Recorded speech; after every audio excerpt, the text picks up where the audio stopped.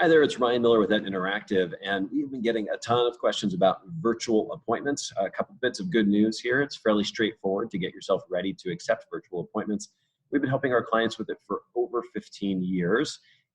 It's really quite an easy thing to do. In fact, there's just 3 steps. The first thing you need to do is identify what you need to collect securely and in an encrypted fashion from patients before your appointments. Make sure that you've selected that you're comfortable with video conferencing tools, and then finally let patients know. So let's talk about each one of those 3 steps because there are a few nuanced items that are worth understanding.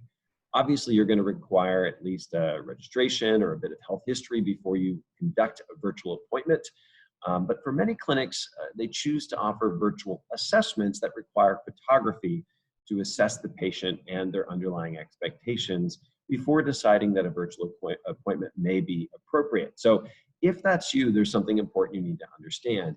Email is inherently insecure, and that once a patient attaches, whether it be a file or an image, that could be intercepted and create a risk under HIPAA for both the patient and for the practice. So what do? Well, the first thing you need to decide is which files exactly do you want to request as a part of your overall process. Is it just new patient form work, or will you also request photos? Now, once you understand what you want in your process, reach out to your practice management software vendor. Now, many of their platforms will offer an option for patient portals where patients can securely transmit to you their health history, their registration data, so that we're not passing around things like social security numbers on the open web. Now, unfortunately, many of those platforms do not support secure file transfer like images, and so you'll need to have a conversation with your digital agency about how to integrate that into your site. We've got a fantastic solution that will not only encrypt those files while they're on the server, but will actually encrypt those files in transit. And it just adds one quick little step. Your team is going to need to double click on that content as soon as it arrives in your office to decrypt those assets so that they can be used, whether it's in your office or now, I guess, your home office. Second step is video conferencing. You need to make sure that you make the right choice in your tool. A little bit of warning here as well.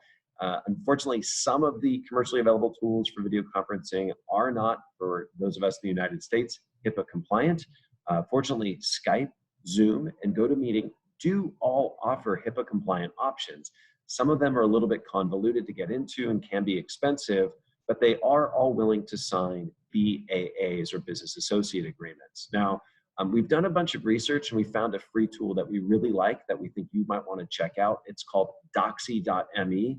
It's designed specifically for telemedicine and has some features that I think may be better than those commercial video conferencing tools. And for some very small fees, they offer some interesting upgrade features.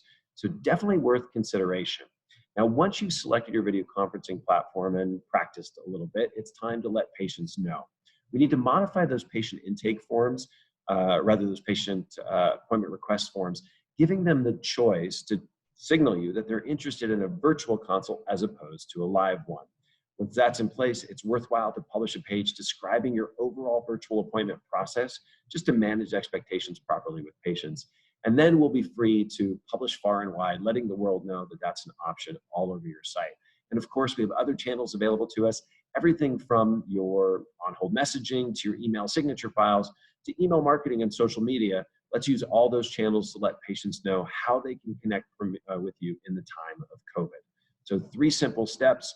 Of course, our team here is ready and able to support you in all of them.